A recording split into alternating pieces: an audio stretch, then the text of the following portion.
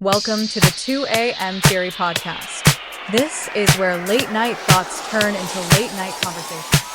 Picture this. It is 2 in the morning. Okay, setting the scene. Yeah. And you are standing in the middle of a massive city. Like maybe it's New York or Tokyo or London. Right. It just rained. So, the neon lights from the bodegas and the street lamps, they're bleeding into these dark puddles on the concrete. Oh, yeah, that classic cinematic look. Exactly. And there is a low, constant hum of traffic that never actually stops. It just kind of breathes in and out. The sirens are echoing off glass skyscrapers somewhere in the distance. It's a very specific frequency, that city hum. It really is. Yeah. And, intellectually, that there are thousands, literally millions of people stacked in the buildings all around you. You are completely surrounded by humanity. Just bodies everywhere, yeah. Right. And yet, if you stand there long enough, just soaking in that neon and that hum, there is this pervasive, almost aching sense of loneliness. Yeah. It's heavy. It settles right in your chest. It is a profound, highly specific kind of isolation, I think. Mm. It is the experience of being alone inside, like a machine built by a crowd. Oh, that's a great way to put it. But now, completely wipe that image from your mind. Just abruptly shift the scene. Okay, I'm with you. You are standing on a rural dirt road. It is also 2 in the morning. But there is total, absolute silence. No hum. No sirens, no electrical hum at all. Just a massive, sprawling canopy of stars overhead. Like you can actually see the Milky Way. Which is pretty rare these days. Yeah. There is a vast physical distance between you and the next human being, maybe miles, and it is profoundly peaceful. But there's a catch, right? Exactly.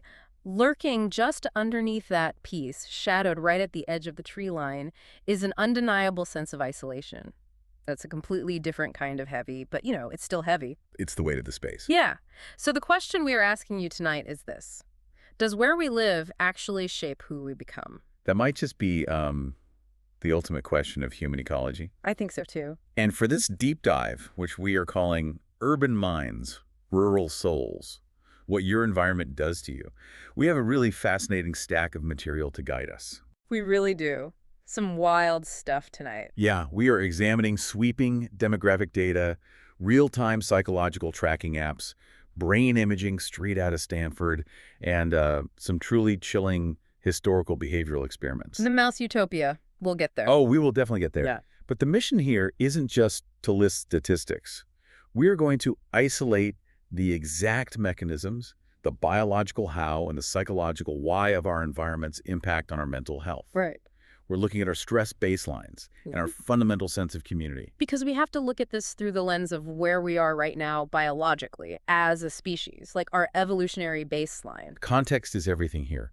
Because for the vast, overwhelming majority of human history, hundreds of thousands of years of evolutionary development, we lived closely intertwined with nature. We were outside. Exactly. We were an outdoor roaming species.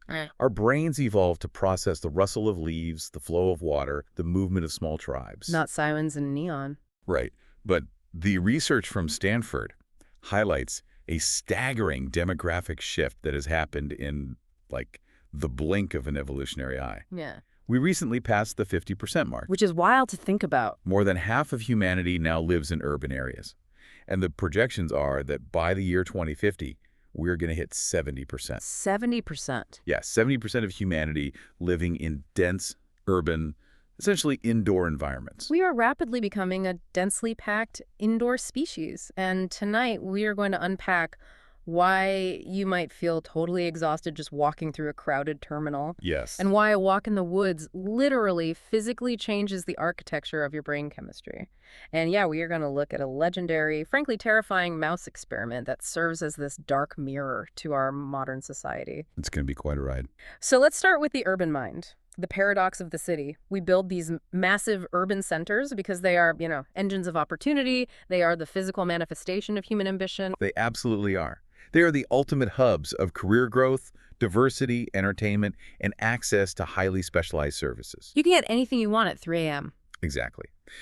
But the Stanford researchers point out that this ambition comes with a very steep psychological toll. When you look at city dwellers compared to people in rural areas, the urbanites face a 20% higher risk of anxiety disorders. 20%? Wow. And it gets worse. They face a 40% higher risk of mood disorders. That is a massive jump. Right. And perhaps most startling of all the data points, People who are born and raised in cities are twice as likely to develop schizophrenia. Wait, twice as likely. That is a massive neurological vulnerability just based on a zip code. Yeah, double the risk. When I read that, I couldn't process it at first. What is actually happening to us on a biological level when we move into these concrete jungles? Because the zip code doesn't, like, magically alter your DNA. No, it doesn't alter the DNA itself, but it alters the expression of it through constant overstimulation. Think about the HPA axis, the hypothalamic pituitary adrenal axis. Okay, the biology of stress. Exactly. That is your body's central stress response system. When our ancestors heard a twig snap in the woods, the HPA axis flooded the body with cortisol and adrenaline. Fight or flight. You run from the tiger, and then you're fine. Right. Once the threat passed, the system reset. But in a modern city, you are trading the quiet of the natural world for an environment that constantly demands your attention and triggers that system over and over. Because the triggers never actually stop. Never. It is the noise of construction, the traffic, the crowding on the sidewalks, the visual pollution of advertisements, the high cost of living. Your brain is constantly filtering out micro-threats. So you are basically in a state of chronic, low-grade hyperarousal all day. Exactly. Okay. So the system never gets to reset. Wow. But you know, the most fascinating paradox to me is the social aspect. You would think that being around millions of people, having access to countless social clubs and coffee shops and events, would make us feel deeply connected. You'd assume so, yeah. But there is an epidemic of chronic loneliness in cities. If we are fundamentally biologically social creatures, which we are, I mean, we survived the Pleistocene era because of the tribe, why does being surrounded by thousands of people on a subway platform make us feel more isolated? To figure out exactly why that happens, Professor Andrea Miceli, he's a clinical psychologist and neuroscientist at King's College London, he ran a massive global study. Okay. But he recognized a fundamental flaw in how we usually study urban psychology. Usually researchers just ask people to fill out a retrospective survey at the end of the month about how they felt. Which is, frankly, useless because human memory is terrible. It really is. We remember the peak moments, you know, the really great dinner party or the really terrible argument. Yeah. But we completely blur out the everyday hum of our lives. Right. We don't accurately remember how we felt waiting for the bus on a random Tuesday morning. Miceli knew that retrospective surveys have massive limitations, so he and his team utilized a method called ecological momentary assessment. Which means catching people in the act, basically. Precisely. They developed a smartphone app called Urban Mind. They partnered with arts foundations and landscape architects to build this tool. Instead of asking how you felt last week, the app pings you in real time, randomly, as you're moving through the city. So if you are listening to this on a treadmill in a crowded gym right now, looking at a wall of TVs, the app would pin you right in this exact moment. And it asks you to assess 3 things simultaneously. First, it measures your built environment. Like, are you surrounded by concrete, glass, traffic? Can you see trees? Okay, the physical stuff. Yeah. Second, your social environment. Do you feel safe? Are there people around? Do you feel included? And third, it measures your internal state, your anxiety, your stress, your loneliness. So it captures the data right in that specific context. That's brilliant. It captures the exact moment. And what did that real-time data reveal about the loneliness paradox? Because the way I visualize urban social interaction, it's like a server getting hit with a DDoS attack. A denial of service attack, yeah. Yeah. If a server gets too many pings from too many sources all at once, the system gets overwhelmed and it just shuts down to protect itself. It literally goes offline. That is a brilliant way to conceptualize the difference between physical density and social density. When you are on that crowded subway, you are physically inches away from 50 other humans. That is extreme physical density. Right. But what are you actually doing? You probably have your headphones in. You are staring at your phone, or you are intensely focused on an advertisement above the door. Avoiding eye contact at all costs. Exactly. You are actively utilizing cognitive withdrawal to ignore everyone around you. You are shutting the server down to survive the sensory DDoS attack. We build these invisible walls. We treat other human beings as obstacles to navigate around, like moving pylons on a sidewalk, rather than individuals to connect with. In a city, to survive the sensory overload, you have to. If you emotionally engage with every single person you passed in Manhattan, your nervous system would collapse by noon. You just short circuit. Yeah. So you have the physical presence of the tribe, but absolutely none of the emotional or social support of the tribe. And your brain, on a primal level, recognizes that discrepancy. That's haunting. It recognizes that if you were to fall down in that subway car or clutch your chest on that sidewalk, you are not guaranteed that anyone would catch you. The anonymity is the trade-off for the opportunity, and that anonymity breeds a very deep, chronic, low-level stress. Okay, so if the city is a sensory DDoS attack that forces us to build invisible walls, the obvious logical pivot seems to be escape. Naturally. You pack up, you leave the city, and you move to a quiet cabin in the woods. You flee to the countryside. But when we look at the clinical data on rural life, is that pastoral dream actually a psychological cure-all?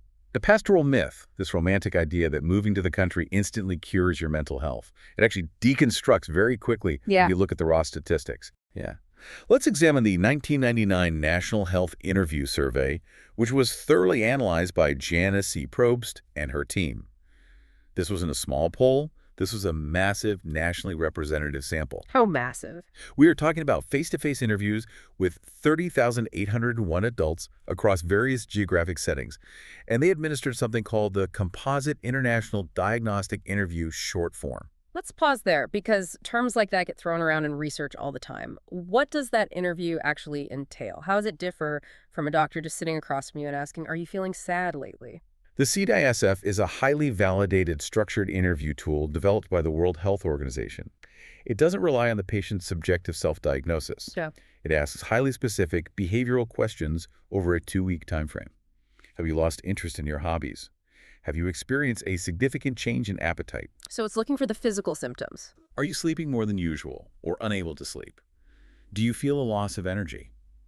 It bypasses the stigma of saying, I am depressed, and measures the actual clinical symptoms of major depressive disorder. That makes the data much more rigorous. So what did the data actually reveal when they compared the rural populations to the urban populations using this tool? The initial, raw, unadjusted numbers were completely counterintuitive to the pastoral myth.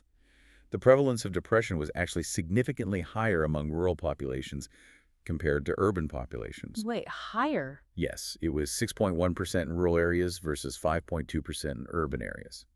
Based on that sample, they estimated that 2.6 million rural adults were suffering from clinical depression. I'm struggling to reconcile this. You just told me a few minutes ago that the Stanford data shows cities increase mood disorders by 40%. Wait, did. But now the raw national survey data says rural areas have a higher percentage of depressed people. How can both of those things be true at the same time? It comes down to understanding the critical difference between unadjusted and adjusted data in epidemiology, and acknowledging the harsh-lived reality of rural environments. Okay, break that down for me.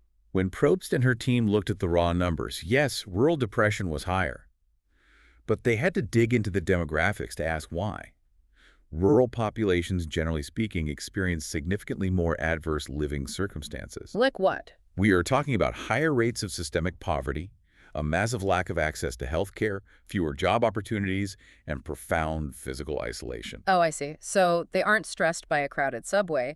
They are stressed by the fact that the local factory just closed down, the nearest hospital is an hour's drive away on icy roads, and they haven't seen their neighbor in 3 weeks. Exactly. The socioeconomic weight is immense.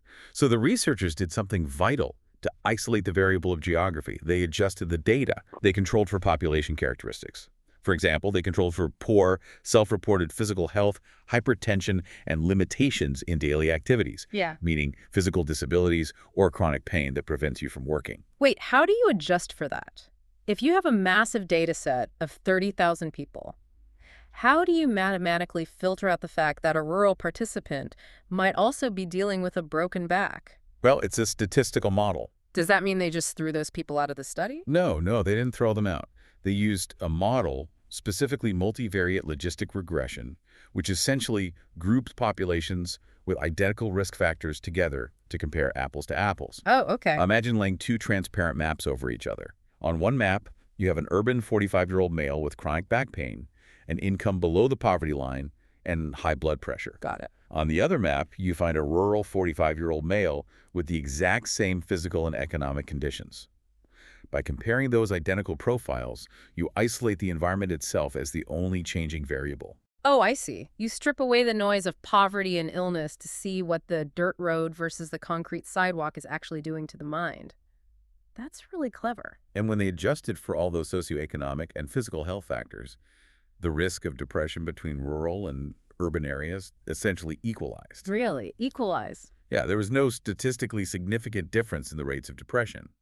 The rural environment itself isn't causing the depression, but the socioeconomic realities of rural life are incredibly heavy. Which means the whole move to the country for your mental health idea really is a bit of a mirage. We are confusing the visual aesthetic of peace and quiet with a devastating lack of resources. In many ways, yes. Let's look at another study to solidify this.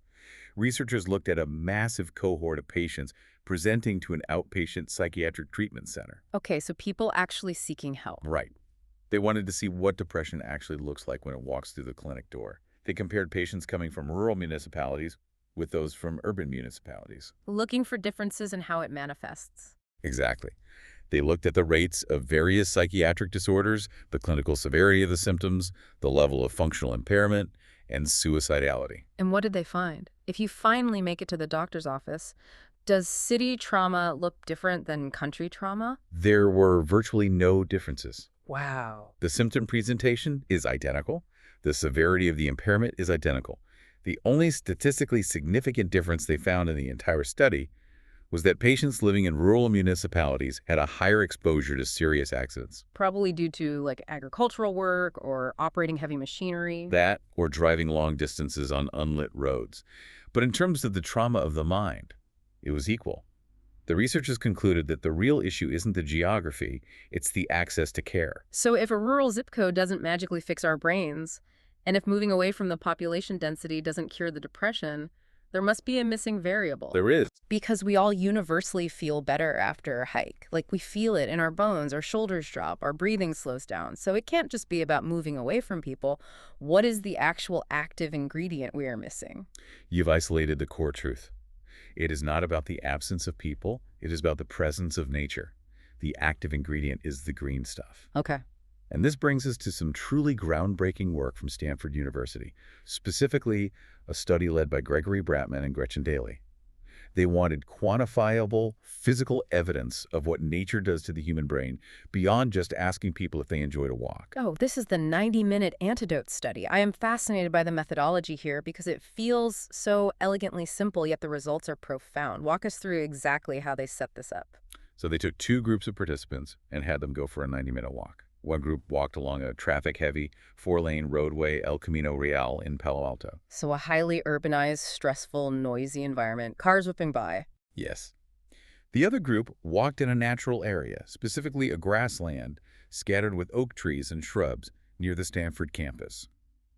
It wasn't a deep, remote wilderness trek. It was just a quiet, accessible, natural landscape. Very accessible. And before and after the 90-minute walk, the researchers didn't just hand them a questionnaire.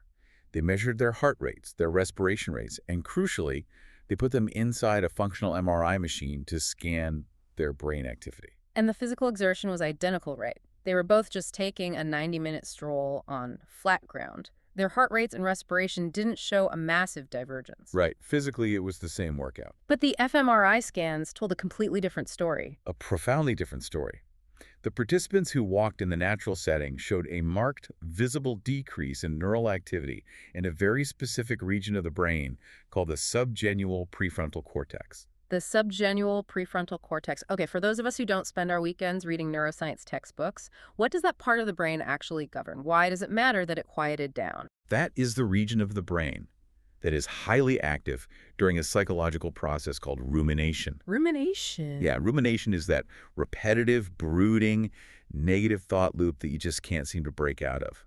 It's when you replay a minor argument from 3 years ago while you're in the shower. Oh, I know that loop well. Or you obsessively worry about a vague future failure at work, playing out worst-case scenarios over and over.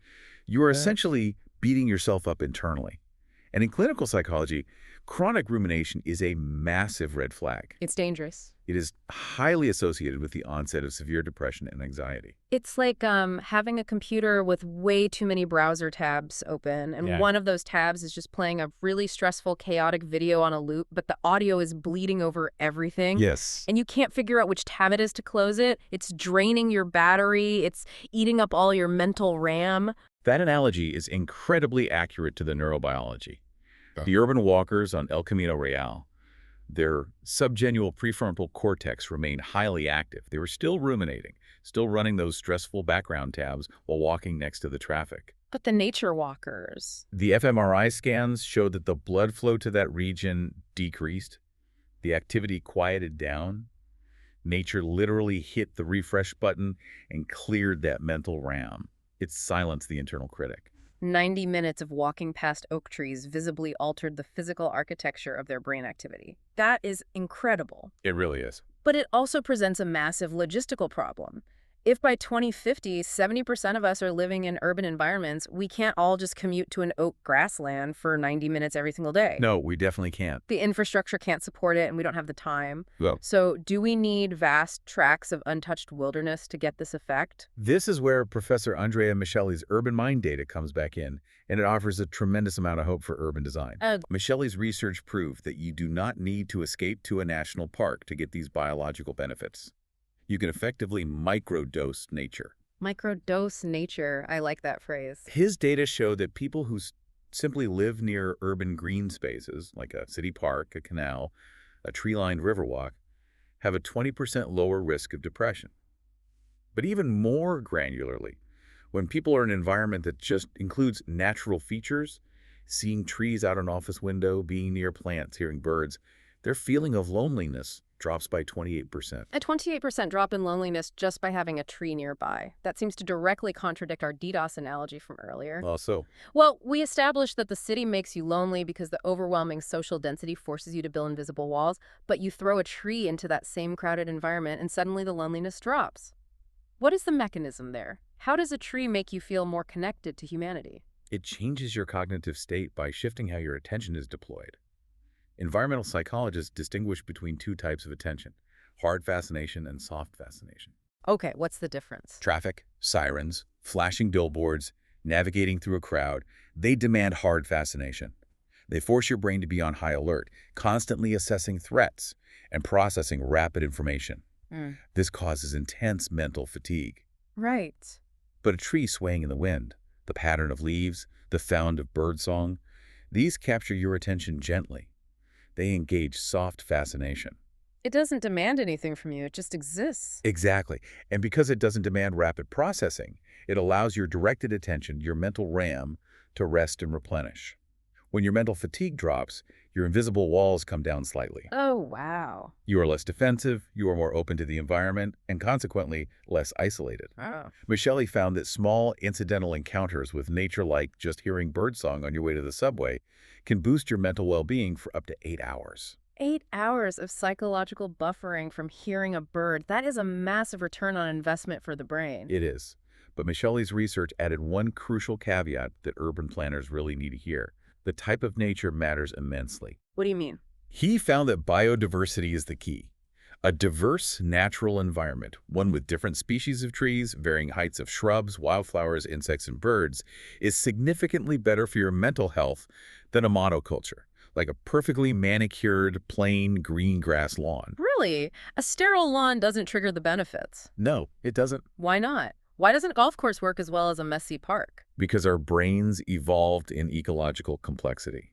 We evolved to subconsciously scan our environment for survival cues. When our ancient evolutionary lizard brain sees a rich, biodiverse space, it registers abundance. Well, that makes sense. It says, there are varied food sources here, there is water here, there is shelter, we are safe. A perfectly manicured, chemical-soaked, plain green lawn is, biologically speaking, an ecological desert. It's painted green, but your subconscious brain knows there is no real sustenance there. That makes so much sense. So we know we need psychological space to prevent the DDoS attack, and we know absolutely that we need biodiverse nature to trigger soft fascination and quiet the rumination in our brains. We need both. So let's run a dark hypothetical.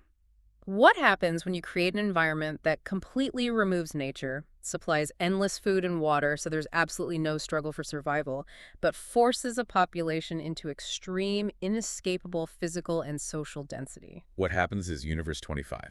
And this is where we dive into the chilling part of the night. If you are listening to this in the dark, buckle in. We need to talk about John B. Calhoun and what might be the most famous and infamous behavioral experiment of the 20th century. To truly understand Universe 25, you have to understand the historical and philosophical motivation behind John Calhoun's work. He was an ethologist, a researcher studying animal behavior at the National Institute of Mental Health. Right. He was operating in the mid-20th century, a time of massive post-World War II population booms, and he was deeply influenced by the 18th century economist Thomas Malthus. Okay. Malthus had this famous, rather bleak theory that population growth is always inevitably checked by misery. Misery being the brutal realities of the natural world. Yes. Disease, predation, and starvation. Malthus argued that when a population gets too big, they run out of food, or predators notice the abundance and eat them, or a plague sweeps through and wipes them out. Misery is nature's brutal balancing act. Makes sense. But Malthus also briefly mentioned another limiting factor, vice, which essentially translates to destructive, pathological social behavior. Calhoun looked at this dichotomy and asked a brilliant, terrifying question. Which was? What happens if we play God? What happens if we build a world that completely eliminates misery? No predators, no disease, no weather extremes, no starvation, unlimited resources.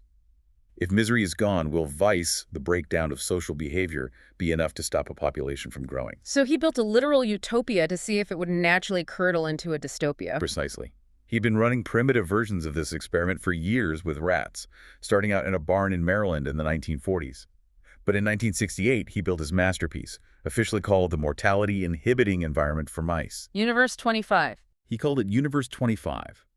It was a 101 by 101-inch square enclosure, so roughly 8.5 feet by 8.5 feet. Okay. He divided it to multiple interconnected apartments or cells, provided abundant paper for nesting supplies, and rigged the walls with feeding hoppers and water dispensers that provided endless, unlimited sustenance. No shortage of anything. Nothing. He ensured the climate control was perfect and there were absolutely zero predators. The physical space was designed to comfortably accommodate up to 4,000 mice without running out of room. It's a mouse garden of Eden.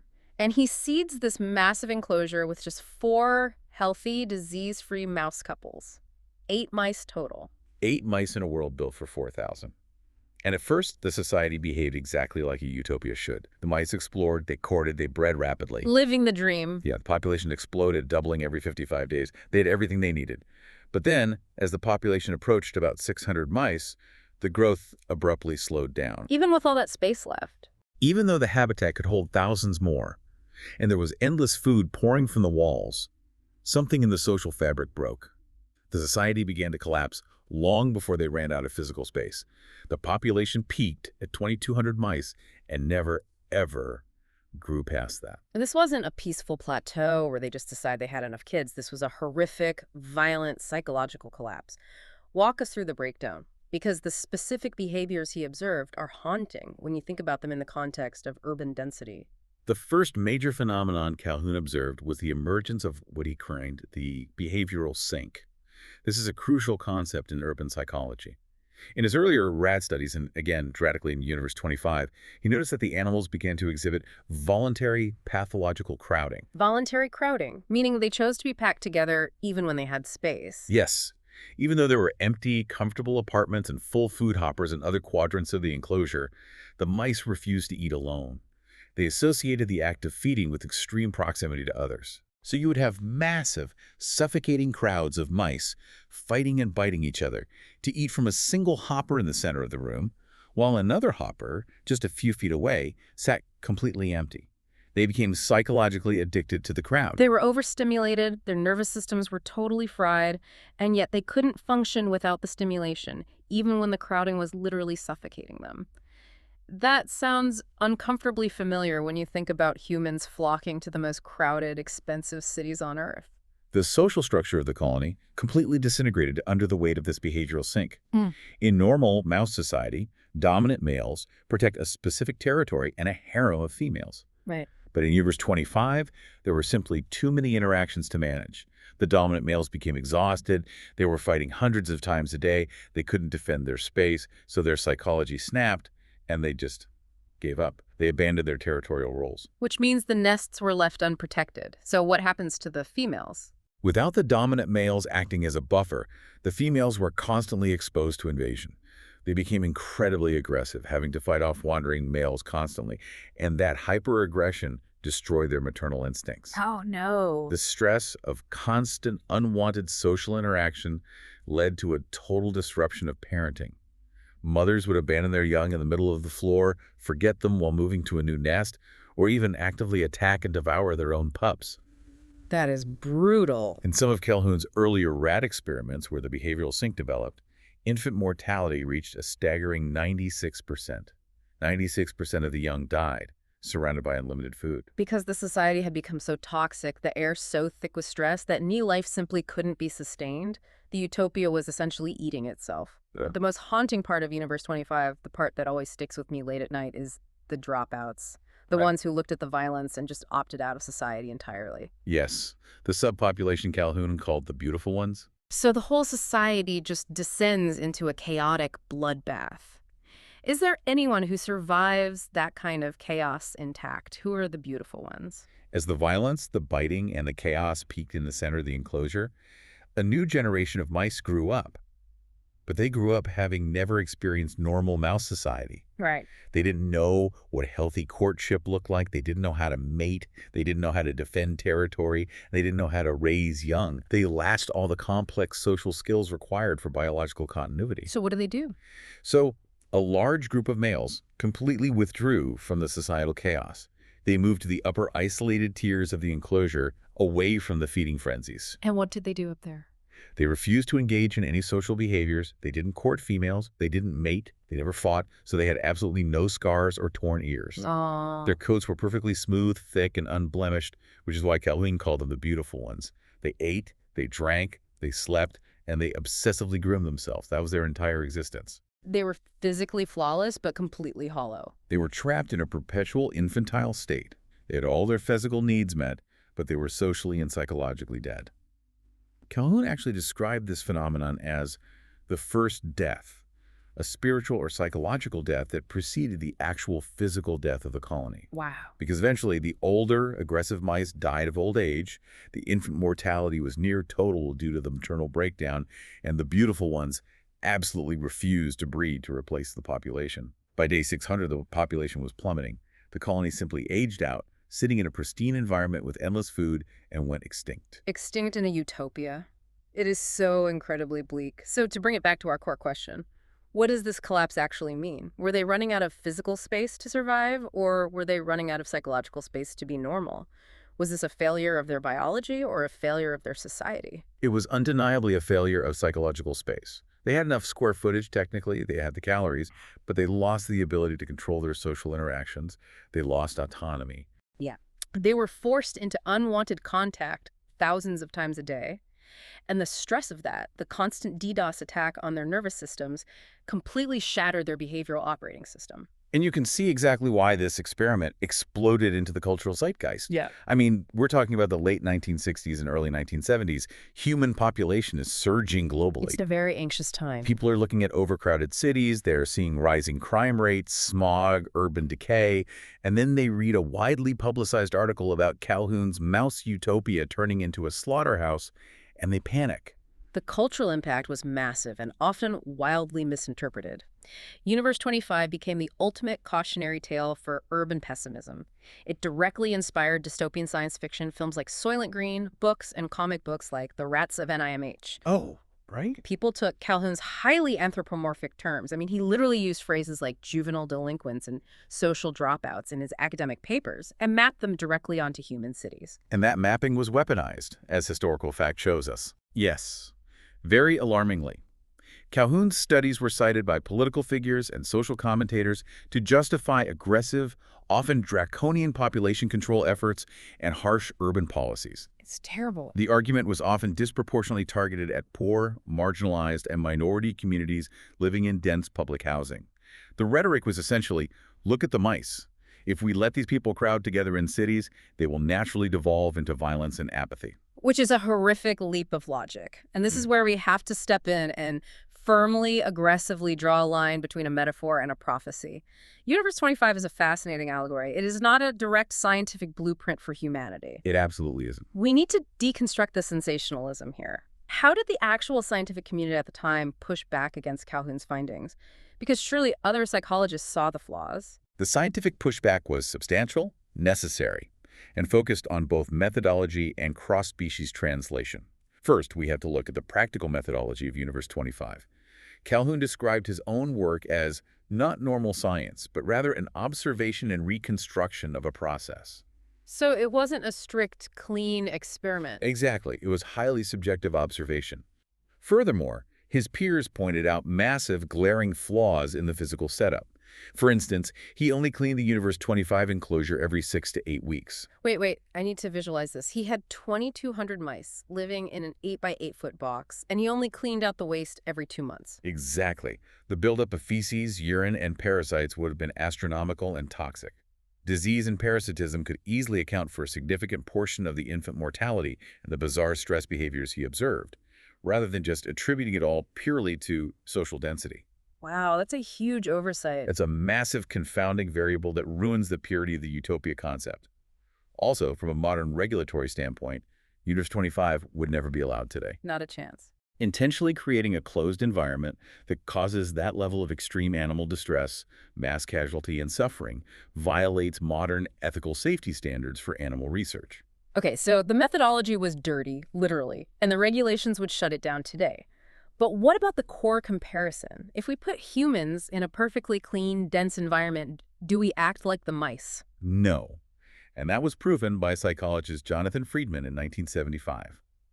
Friedman wanted to test Calhoun's theories on actual humans. But how do you ethically test human crowding? You can't lock people in a box for years. Right. So Friedman recruited high school and university students and put them through a series of rigorous temporary experiments to measure the effects of density on human behavior. He put them in rooms ranging from spacious to closet-sized, packed them in, and had them perform complex tasks, mock jury trials, and competitive games. And what happened? Did they start biting each other? Did the behavioral sink emerge? He expected the crowded rooms to erupt in hostility and aggression, mirroring the mice. But they didn't. He found no appreciable negative effects of physical density on human behavior in those settings. In fact, in some of the dense rooms, the participants just got quieter. They utilized cognitive withdrawal. Because humans aren't mice trapped in a box. That's the core of it, because humans possess overwhelming cognitive complexity that rodents do not. We have personal autonomy, we have culture, we have complex social roles and internal lives. They can zone out. Exactly. If you are in a crowded room, you have the cognitive ability to retreat inward. You can read a book, put on headphones, or simply daydream. You can conceptually leave the room even if you are physically trapped in it. Which is the invisible wall we talked about earlier. We can navigate high-density environments because our psychology is incredibly adaptable. We can build those invisible walls. It causes low-level stress, yes, but it doesn't cause our society to collapse into cannibalism. So people looked at the mass utopia, saw the violence, and thought, cities are evil, density is doom. But wasn't Calhoun's actual goal something entirely different? He wasn't trying to say humanity was destined for extinction, was he? Not at all. That is the great tragedy of his legacy. Calhoun was actually highly optimistic about humanity's future. He believed his experiments were a tool, a warning light on the dashboard. Oh, really? Yeah. In his other, less publicized experiments, when he gave crowded rodents the ability to dig innovative tunnels, or when he added more physical barriers to break up the lines of sight in the enclosure, the animals lived in high-density environments without the negative social consequences. Ah, so it wasn't the sheer number of bodies that caused the collapse. It was the design of the space. Building on that, Calhoun's true intent was to influence architecture and urban planning. He wanted his findings to be used to design better mental hospitals, better prisons, and better cities. Oh, that changes everything. He explicitly wrote that no single area of intellectual effort could exert a greater influence on human welfare than the better design of the built environment. He believed we could build our way out of the behavioral sink by designing spaces that respect psychological boundaries. I love that pivot. Calhoun was actually saying, we just need to build better cities that don't force us into unwanted, inescapable contact. It's about architecture, not apocalypse.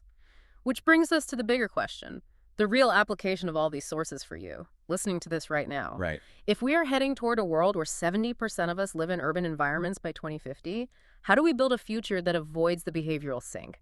How do we build a life that actually nurtures the human mind instead of just extracting labor from it? We have to move past the simplistic, binary thinking of city bad, country good. We have established that rural life offers grounding and peace, but it can lack opportunity, access to care, and social mobility, which can lead to equal rates of depression. Yeah, we saw that in the data. And we have established that urban life offers massive ambition, access, and diversity, but it drives up cortisol, anxiety, and the risk of severe mental illness due to sensory and social overload. Therefore, the answer is not choosing one extreme or the other. The answer is integration. Bridging the gap, taking the ambition of the city and the biological piece of the country. And practically, how do we do that? Because I'm thinking about Professor Michelli's research on the Urban Mind app again. He talked about a concept called active participation. What is that, and how does it bridge this gap? Active participation is a profound concept for urban dwellers. Michelli found that the mental health benefits of nature skyrocket when you aren't just passively walking past a tree, but when you're actively caring for it. Like gardening. Exactly. He gave the example of groups of people in London who take it upon themselves to water the tree pits on their concrete sidewalks or plant flowers in them, or someone keeping a highly biodiverse balcony garden in a tiny high-rise apartment. It's an act of stewardship. Yes. And when you perform an act of care for the landscape, even a tiny piece of it on a balcony, you are anchoring yourself. You are asserting autonomy over your environment, which is exactly what Calhoun's mice lost the ability to do. Oh, wow. You are increasing local biodiversity, which lowers your loneliness by 28%, and you are engaging in a micro-community of other people who care about that space. Michelli argues that we need to fundamentally reframe how we talk about nature conservation and climate change in our cities. Because right now, the language around conservation is incredibly doom and gloom. It's all about sacrifice. You have to give up your car, you have to give up this commodity, you have to suffer a lower quality of life to save the planet. Sacrifice. We tune it out. We absolutely tune it out. Michelli suggests we reframe it as a selfishly beneficial act. We need to help people see that by supporting the environment, by demanding your city plant a diverse array of trees, or letting a patch of grass grow wild instead of paving it, you are directly, chemically supporting your own mental health. It's a biohack. It is a win-win. If we realize that nature is a free, side effect-free biological intervention for anxiety and depression, we will demand it be woven into our cities. So the future of healthy human habitation relies on designing lives that deliberately combine urban opportunity with rural peace. And we are starting to see the tools for this emerge, right?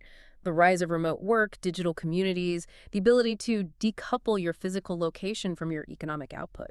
The technological shifts of the last few years are giving humans unprecedented autonomy over their physical location. If social density, the stress of unwanted constant interaction, is the real danger, then we need environments that allow us to choose our precise level of interaction. Customizing our density. A healthy future looks like cities redesigned with abundant, biodiverse green spaces woven directly into the concrete, acting as psychological buffer zones. It looks like housing that prioritizes acoustic privacy and quiet just as much as communal gathering areas. That sounds amazing. It's about having the option to engage with the crowd when you want the energy of the tribe, and the ability to seamlessly retreat to a quiet, natural space when your subgenual prefrontal cortex starts ruminating. If you are listening to this right now, think about your own day tomorrow. Think about the space you move through. Are you setting up your environment to give you the exact amount of interaction you can handle?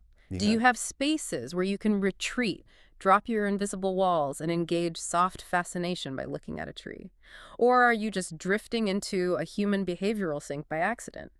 Are you letting the city run a constant DDoS attack on your brain? Or are you actively managing your sensory diet? It is a critical audit we all need to perform on our own lives, because the data is unequivocal. Your environment is not a passive backdrop to your life. It is an active participant in your neurochemistry. Let's pull all these threads together. We have covered incredible ground tonight. We started with the harsh reality of urban living, the Stanford data showing massive spikes in anxiety and mood disorders just from living in a city, and we unpacked the chronic overstimulation that causes it. Yes, the HPA axis overload. We deconstructed the pastoral myth, looking at Probst's analysis of 30,000 adults to realize that rural life has its own severe, heavy challenges, and that when you adjust for the lack of resources, the depression rates between the city and the country equalize. We then explored the biological magic of the 90-minute antidote, the physical fMRI proof that walking in a biodiverse natural setting actively quiets the rumination centers of our brain. We learned that we can microdose nature just by engaging soft fascination, listening to birdsong, or watering a plant. And then, of course, we stared into the abyss of Universe 25, John Calhoun's mouse utopia that collapsed into a behavioral sink of hyperviolence, maternal failure, and the infantile withdrawal of the beautiful ones. A truly dark mirror. A terrifying metaphor for the dangers of inescapable social density. But ultimately, a call for better architectural design, not a prophecy of human doom. It is a journey from understanding the stressors we have accidentally built into our modern lives, to recognizing the biological antidotes we evolved alongside, to realizing that we have the cognitive power to design our way out of the trap. So, as we wrap up this deep dive, picture that scene from the beginning one more time: the rainy city street, neon lights, the hum of millions, and the dark, silent country road under the sprawling stars. Maybe the question isn't whether urban life or rural life is inherently better. Exactly. Maybe the question is whether we can build a life and build a world that gives us progress and opportunity without losing our peace, our connection, and our purpose. But I want to leave you with one final, slightly different thought to chew on as you turn off the lights tonight. We've spent this entire time talking about balancing the concrete of the city with the green of the forest. We know a 90-minute walk in the woods biologically reboots an exhausted brain. But human ambition is pushing us further than cities. How so? Think about the near future. What happens to the human psyche when we eventually build colonies on Mars or multi-generational space stations? Environments where there isn't a single blade of grass, a single bird, or a drop of rain. Oh, wow, I hadn't thought of that. If our brains evolved to require the subtle cues of a biodiverse Earth to feel safe and sane, how long can we survive in a purely synthetic, highly dense environment before the human behavioral sink truly begins? That is the ultimate test of Universe 25. That is a lot to think about. The good news is, for now, you aren't on Mars, and you aren't trapped in an 8-foot box. You have the autonomy to change your environment tomorrow. You have the power to open your front door, step outside, and go find a quiet place to breathe.